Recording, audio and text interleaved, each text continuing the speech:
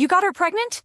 My voice shook as I stood frozen at the doorway of Cassian's office. My mate, my husband, stepped out, hand in hand with his ex, Hazel, like she still belonged to him. She clung to him, her skimpy dress and smug smile screaming like she had already won. Cassian didn't even look at me, or the dinner preparations I had poured my heart into. He was too busy touching Hazel, acting like I didn't exist. She'll be staying here from now on, he said coldly. I clutched my stomach, the secret I'd been carrying alone. I was pregnant too. But tonight, none of that mattered. I wasn't his mate. I was just in the way. That night, everything changed. But maybe the cracks had started forming long before, back when Cassian left me alone at the assembly, just to be with her. I am Celine. It was my birthday today and I was going to tell my husband that we are finally going to have a baby. I walked toward his office with trembling hands to invite him for dinner. I had prepared his favorite food, decorated the room with flowers and candles, a small celebration that could mark a new beginning for us. I told myself it would be different this time, that maybe, just maybe, he would soften. As the Pax Luna, I carried out my duties quietly and diligently, but it was never enough to earn his heart. Cassian had always belonged to Hazel. Hazel was Cassian's ex-girlfriend. She was his one true love, a woman who was better in many ways than me. Hazel and Cassian were childhood sweethearts. After Cassian found out that we were fated mates, he had no choice but to mark me and make me his Luna, but he only had Hazel in his heart. I was never supposed to be Luna. I was an Omega, invisible in every way. That changed when I turned 18, when the claiming ceremony revealed Cassian, the Alpha's son, as my fated mate. Alpha Garen was seriously ill. Desperate to secure the Pack's future, he demanded Cassian accept me as his mate or risk losing his wolf's strength and everything he had been raised to inherit. Cassian had resisted, and I did too, knowing his heart belonged to someone else. But in the end, we honored Alpha Garen's wishes. Cassian and I got married, and Hazel was banished from the Pack. I let myself hope that maybe Cassian would come to accept me, but on our wedding night he told me that though I was the Luna now, chosen by his father and the moon goddess, I would never be his mate. He said he would never be mine. In the years that we were married, he treated me as nothing more than his mere subordinate. I spent my days doing my Luna duties and training the Pack as a warrior. With my fighting skills and abilities, no one in this Pack could take me down in a fight. That's how I earned my position in the military. It was also one why Alpha Garen had been so happy to learn that I was fated to his son. And then one night changed everything. Cassian stumbled into my chambers drunk, weighed down by grief and exhaustion. Without a word, he kissed me. I tried to resist, but my heart betrayed me. For the first time, I wasn't invisible. For the first time, I believed my mate truly saw me, wanted me. That night we were together. It wasn't perfect, but it was real, and that gave me hope. But now, with Hazel back out of nowhere, I get why Cassian had become more cold and indifferent towards me again. He also started to neglect his duties, which added to my workload. This cannot continue any longer, especially now that I'm pregnant. With everything that has been happening, I know I can't keep this a secret any longer.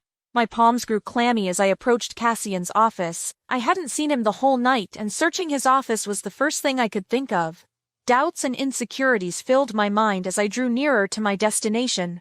But then the guards stopped me. "Luna, Alpha is busy right now," one of them said. "He has ordered not to let anyone in." Standing outside the office door, I heard a man's laughter, followed by a woman's low moan. My heart sank. I prayed to the moon goddess that it wasn't him. But who else could it be? In the years I had been with Cassian, I had never heard him laugh so sweetly as he was doing now with Hazel. I felt a pang of jealousy in my chest because Hazel could easily make Cassian laugh, while I couldn't even bring a smile to his face even though I was his mate and Luna. It hurt to know this, and it hurt even more because there was no way for me to change it. I had never held a special place in Cassian's heart, but he had always held one in mine. His cold treatment toward me was a constant reminder that he saw me as nothing but a pestilence. Unable to hear their conversation, I grew more curious and my insecurities got the best of me. When their laughter suddenly died down, I knew I had to go in there and know what was happening. But before I could act, the door opened. Cassian stood there, tall and composed, holding Hazel's hand. She clung to him like nothing had ever changed between them. He looked at me, icy and detached. "What are you doing here?" he asked. I gripped the hem of my oversized dress tightly as I stared at their closeness. Cassian's muscular build shielded Hazel's petite frame. Before I could respond, he announced, "Hazel's going to be staying here. She's pregnant." The words crushed me like a stone against my chest. My eyes went wide at the news. "She's pregnant?" I stammered. On my birthday, the day I wanted to tell him about my own pregnancy, I was instead confronted with Hazel's. I was speechless for several seconds as the announcement hit me like a freight train. A lump formed in my throat as I locked gazes with Cassian. I waited for him to say something, to defend himself for the immoral thing he had done, but all I received from him was indifference. He didn't even feel any remorse for cheating on me and impregnating another woman. Instead, he glared at me, his nose flaring angrily. My heart twitched slightly as I held his gaze. Am I really that insignificant to him? Had he not thought about how this news would hurt me? I glanced at Hazel and took in her outfit. She was wearing a silk dress that enhanced her curves perfectly. I gulped as I stared at her perfect body. Her skin was clear and radiant with a flawless complexion. Is this why Cassian likes her? I clenched my jaw as I compared her body to mine. As a pack warrior, I trained every day under the sun, which left me with tan, dry skin, nothing like Hazel's smooth porcelain skin. Scars marked my body from the fights I had endured. Calluses covered my hands from endless training and weapon work. My body was tarnished, while Hazel's was unblemished. I no longer wondered why Cassian didn't like me, or why it was so hard for him to forget his first love. Hazel looked at me as if mocking me. "Well, I'll let you both discuss your matter. I will leave," she said softly. She carried the tray of food they had for dinner and purposely knocked into me, making her fall to the floor. In her fall, she dropped the tray she was holding, sending the dishes flying. Broken shards scattered across the room. I winced when one of the shards slashed my leg as it skittered toward me. "Hazel!" Cassian shouted worriedly as he rushed to help her while I was left alone checking the wound on my leg. I watched as Cassian searched Hazel's body for any sign of injuries, but she was perfectly fine. I was the one who got hurt, yet Cassian couldn't care less. Hazel glared at me, though it was entirely her fault. There had been plenty of space on the other side of the room, but she had purposely bumped into me. "I know you don't like me, Celine, but you can't just hurt me if you want. It's not my fault Cassian likes me," she said. "Celine, what are you, a 4-year-old? Cassian rebuked me without even asking for an explanation. "Is this how a Luna should act? This kind of attitude is not fit for a Luna," he added. I swallowed hard as my identity as Luna was questioned. I had done everything for this pack. As Luna, I never once slacked on my duties. I was his mate, the rightful Luna of this pack. How could he question my credibility as Luna? "What would you do if Hazel has a miscarriage? I will never forgive you if you hurt my child," Cassian hissed angrily. A lump formed in my throat as I locked gazes with him. "You apologize to her," Cassian demanded, making my jaw drop open. I let out a breath of disbelief at what I had just heard, but he only looked at me with a straight face. He was really serious about this. I blinked at his shamelessness. Wasn't it enough that he had impregnated his ex without a shred of guilt? Now he wanted me to apologize to her when I hadn't done anything wrong in the first place? He looked down on me as if I were nothing. Has he forgotten who I am? My blood boiled as my gaze fell on Hazel, who was carrying my mate's child. If anyone had to say sorry, it was them. They were the ones who needed to apologize for betraying me. "I am not just a warrior in this pack, Cassian. I am also your wife and your Luna. Why should I apologize to your mistress, who isn't even part of this pack?" I blurted out, pointing an angry finger at Hazel. Cassian only scoffed in response. He looked at me mockingly as if I were a joke to him. "You are so delusional," he snapped back. "When have I ever seen you as my mate and Luna?" he questioned, taking me aback. My body ran cold at his blunt response. Did he forget the past 3 years? No, did he forget that night? "Cassian, I'm your mate," I retorted, my lips quivering. "A mate that I never wanted," he yelled back, shattering what was left of my broken heart. Cassian's tone shifted, colder now. "You have 2 choices, Celine. Stay here as the dutiful Luna, serving this pack as you always have, or leave. But Hazel and the baby are staying." Tears burned in my eyes, but I refused to let them fall. My child would not grow up seeing me beg for love that was never mine to claim. I would not let my baby become a pawn in this cruel game. So I straightened my back, swallowed the pain, and whispered calmly, "Okay then. If she's staying here, I'm leaving." For the first time, I did not falter. My lips no longer trembled, my voice no longer shook. With a steady breath, I said, "I want a divorce." Cassian froze, stunned into silence as I turned and walked away. He had never expected me to defy him. I had always been loyal, devoted to the pack and to him, despite his neglect. For 3 years, I had been his constant, trusted, capable, the foundation of the pack's strength. He had told himself my presence was obligation, yet deep down, I knew he realized it wasn't entirely true. Back in my room, I collapsed on the bed, my tears soaking the pillow. Despite being born Omega, I had earned my place, built respect, and carried the weight of being Luna of Moonshade. The pack people adored me, the council members respected me and trusted my judgment. And yet, in this moment, I felt invisible. My sobs were cut short when the door suddenly burst open. An Omega, breathless and panicked, rushed in. "Luna! A rogue! He attacked a child!" Without hesitation, I raced outside. My wound, my pain, my broken heart, none of it mattered. When I reached the scene, the pack doctor was already tending to a little boy laying on the ground, his shirt soaked in blood. The gash was deep, and the doctor's grim face said everything. "I've done all I can," he muttered. "No, I refuse to accept it." Kneeling beside the child, I snatched the salve from the doctor's hand and pressed gauze to the wound. I don't know why I was doing it, I just couldn't see the child and his mother in that condition. Within minutes, the child's breathing steadied and he opened his eyes. His mother fell to her knees and thanked me, sobbing with relief. The pack doctor looked at me in shock as well. I heard him mutter how this could be dark magic. But like most people, I chose to ignore him. I didn't understand how it happened as well. How I healed the child. I had heard it multiple times from multiple people that I had healing abilities, but I didn't know if there was any truth to it. I didn't even know where it came from, and honestly I didn't care. The boy was alive and well. That was all that mattered. As I walked back toward the pack house, my eyes fell on Cassian's window. I saw Hazel standing there wearing her silky nightgown looking at me with a cold smile. My hand instinctively went to my abdomen. My unborn child. No matter what happened, I would not let my baby grow up feeling unwanted. A second thought, as I always had been. I straightened my back and went to my room. It was time to leave. For good. Just then, a knock sounded at my door. "Malik?"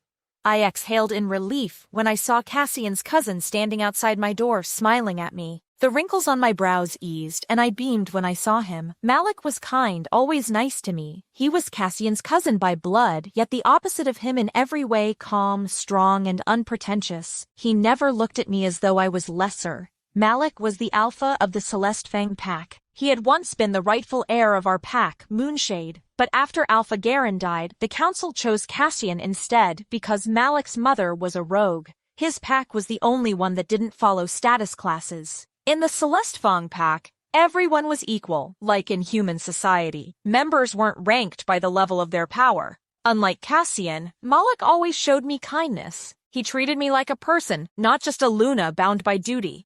"What happened to your leg?" Malik frowned when he noticed the bandage. Nothing escaped his eye. Even in the dark, he had seen my wound. "I got it during practice," I lied through my teeth. If he found out the truth, he would be angry. Malik cared for me more than he should. His brows furrowed at my answer. It was the middle of the night, my wound was fresh, and I had just come from outside. How could I have gotten it during training? "Is everything okay?" he asked. I forced a smile. "Of course I'm fine. I'm just tired." I waved him off, but Malik wasn't convinced. He knew I was lying. He knew I was hiding something. Still, he also knew when to trust me. Whoever Malik's mate was, she would be lucky to have him. "Selene, happy birthday," Malik said softly, surprising me. My mate hadn't even remembered it was my birthday, but Malik had. "Thank you, Malik," I muttered. "Open your gift," he said, handing me a beautiful box. I opened the box shyly and found a beautiful set of earrings inside.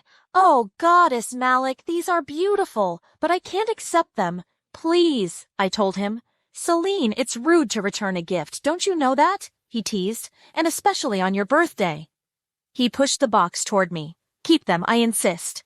"Thank you," I whispered. That was all I could say. No one had ever given me presents. No one had ever given me kindness. The feeling was so strange, so overwhelming. For a fleeting moment I wondered, what if Malik had been my mate? What would life have been like then? But I quickly dismissed the thought. Fate had bound me to Cassian, and there was no undoing that bond. It's my pleasure, Celine, and you don't have to thank me. We're friends. I'll always be here for you, he said. I smiled at him. Do you want to go for a walk? He asked me, changing the subject. Just then, a subordinate walked in. Luna, the Alpha has requested your presence. I looked at Malik. I would have loved to, but you know how much the Alpha hates waiting. I wonder what you did to earn that meeting, Malik laughed. Well, where could I start from? I thought. It was a long story. I remembered everything. Hazel's smug grin, Cassian's indifference, how he announced Hazel was staying here, and my own demand for divorce. It was a lot, but this wasn't the time to tell anyone. Could be pack matters, I lied. Okay, you take care of your leg, I will see you soon, Malik said and left. I kept his gift in my room, then headed towards Cassian's office. As I walked down the corridor, I halted when I heard voices spilling out. What? Pregnant? Cassian's mother, Callista, exclaimed. My heart dropped. For a moment, I thought they had discovered my secret, but then her next words cut me open. I'm so glad you're carrying my grandchild. Finally, someone worthy, not that stray from the gutters. Callista hugged Hazel, the kind of affection she had never once spared for me. This child will be the true heir, she went on. Unlike that Omega Luna forced upon us. You are the rightful Luna, the only one who can secure the Alpha line. I hated what I was hearing. Callista hated me so much, my lineage, the fact that I was an Omega who married her son. I couldn't hear anymore, so I decided to walk away, but I wish I had stayed a moment longer. When I left, Callista's voice dropped to a whisper. I'm so glad I brought you back, Hazel, and when I told you to seduce my son. Once you give the pack the heir, no one will stop you from becoming Luna. Hazel giggled hearing Callista's words. Did the potion work? Callista asked. It worked just like you said, Hazel answered. I poured it into Cassian's wine, and he was putty in my arms all night long. It was the truth. The potion worked. Hazel just chose to leave out the part where the desire he felt wasn't for her. It was for me, and what I had taken as a moment of fragile connection, the night I had clung to as a turning point, was actually part of Hazel's manipulation. I knew it would. This will ease the way into our next step, your marriage, Callista replied smugly. Thank you, Hazel replied with delight. This was everything she wanted. Just because the baby she was carrying wasn't technically Cassian's didn't mean it couldn't be known as Cassian's heir. She knew perception was reality. All she had to do was maintain the facade and everything would be just fine. After leaving Callista's chambers, I was furious. For 3 years I had done my duty, and in return all I got was humiliation after humiliation from both my husband and his mother. No more. As I walked toward Cassian's office, I asked myself, was I really going there just because he called for me? And what then? Stand there and take whatever insults he felt like throwing at me today? He had never respected me, neither had his mother. Why should I respect him? I had had enough. I turned around and headed straight to the PAC's legal counsel. Inside, the lawyer sat behind his desk, surprised to see me. Luna, how may I help you? He asked. I want you to draw up divorce papers, and I want them now, I said firmly. Divorce papers? From the Alpha? His eyes widened. I didn't have the energy to explain. Please get it done immediately. Print them out, I'll wait, I told him. While he typed at his terminal, my mind drifted. Was this the right choice? Was I really ready to go rogue? I thought about staying and what that would mean. I thought about my baby being born in the PAC doctor's clinic, but from where I stood, I saw no other choice. For my dignity and for the future of my child, I had to leave Cassian behind. Finally, the lawyer's voice broke into my thoughts. Luna, here are your divorce papers. I thanked him, then walked toward my soon-to-be ex-husband's office. Enter, Cassian called when I knocked. He rose to his feet behind his desk when he saw me. Where the hell have you been? He demanded. I summoned you 45 minutes ago. I didn't answer. I set the divorce papers on his desk and turned to leave. Cassian stared after me, shocked. His gaze flicked from the papers to me. Celine, he roared, but I kept walking.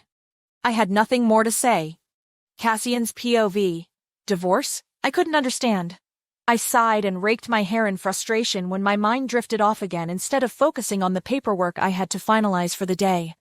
My thoughts kept going back to Celine's words. I couldn't believe how easily she asked me for a divorce. Celine had always been responsible and obedient, both as a Luna and as my right hand. I couldn't believe she would file for divorce knowing it would mean giving up her Luna title and going rogue.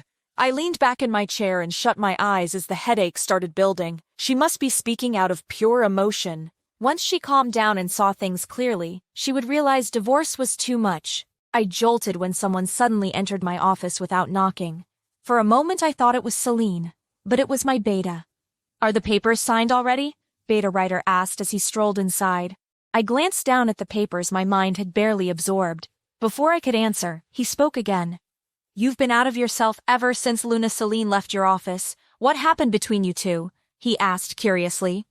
"Celine is filing for divorce," I said bluntly. His eyebrows shot up. "Are you serious?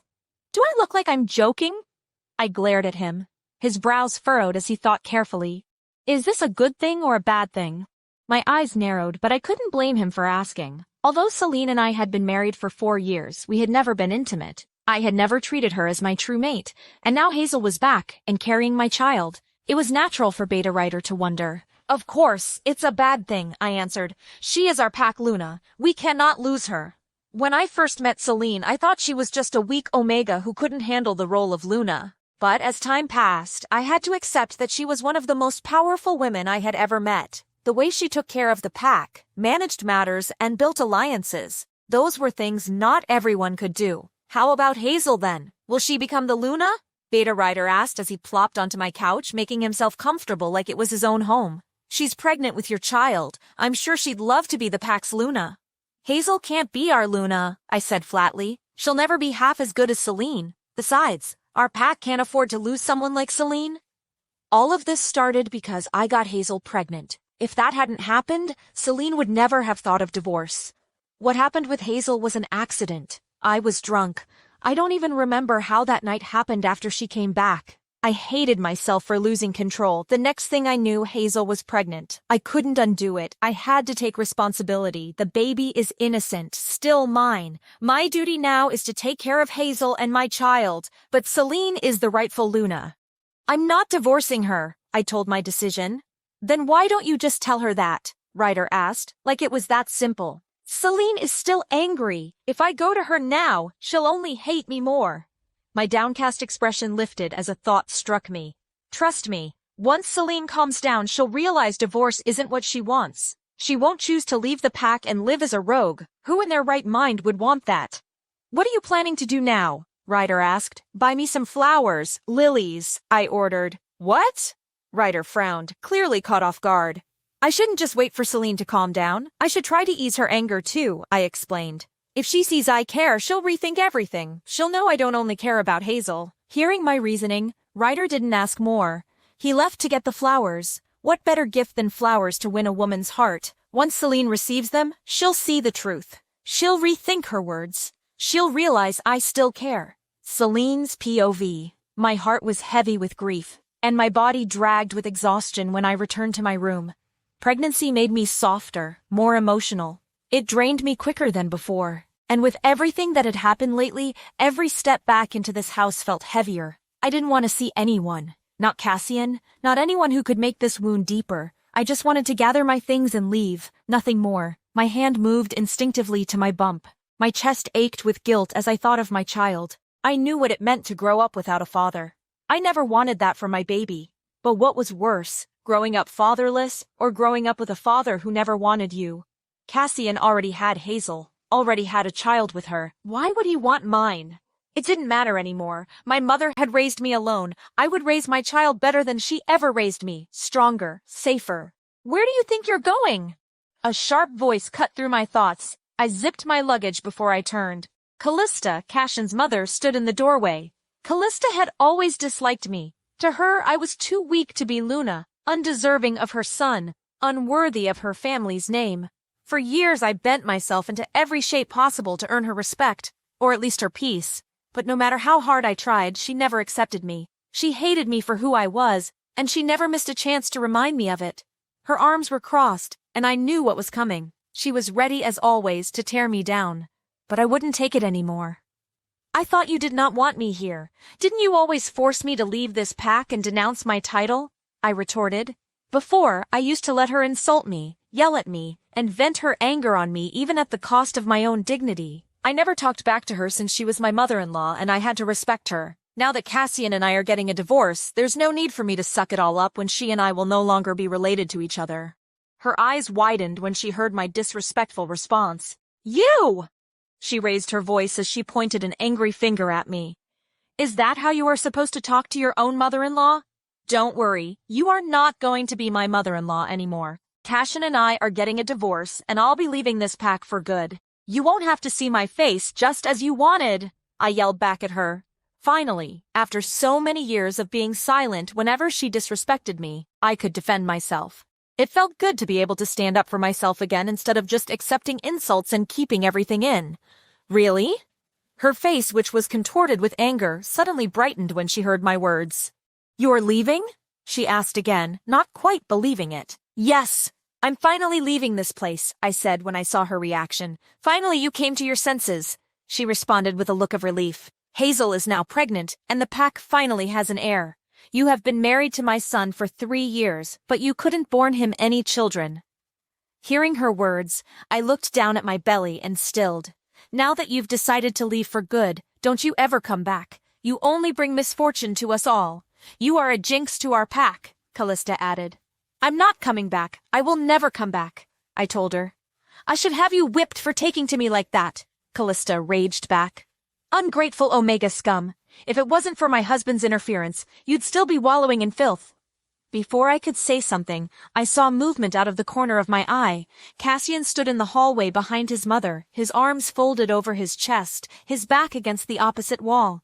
He stooped there silently, listening to his mother insulting me. But he didn't speak a word. I glanced at him to see what was stopping him from speaking when the bouquet of lilies in his hand caught my eye. I sneezed when its fragrance entered my nostrils. I started to laugh as I felt my nose clog up because of my allergies. In the 3 years of our marriage, he did not even know that I was allergic to lilies. You know what? I am leaving, I finally declared. No, you're not, Cassian finally said. We're not getting divorced. My father wanted you as the Luna. It was his dying wish. I will honor it. He stepped closer to me. And so will you. You owe us this. No, I said back. I won't stand for any more commands or demands from you, Cassian. You lost that right the moment you broke our marriage vows. You can go to Hazel. I was done. There was no redeeming this situation. I don't want you as a husband or an alpha anymore. Anything is better than being here with you, even going rogue, I told him. Having had enough, I spoke the words to sever my part of the mate bond, words that Cassian never saw coming. Suddenly, a sharp pain tore through my chest, tearing apart the bond that tied us together. I gasped, clutching my stomach as fire scorched through every nerve. Across the room, Cassian dropped to his knees, writhing under the same unbearable torment. I will not break my half, he roared. I stepped beside him and walked toward the bedroom door. The pain subsided a little more with every step. I grabbed my bag and walked away. My life here was done. You're going to come crawling back to me, Celine, Cassian bellowed.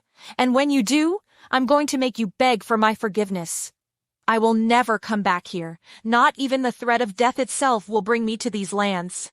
I swore. Will Celine truly be able to walk away from the pack forever? What will happen when Cassian realizes the secret she's carrying? Will Cassian's obsession destroy them both, or bind them together again? Is this the end of her story with Cassian, or just the beginning of a darker one?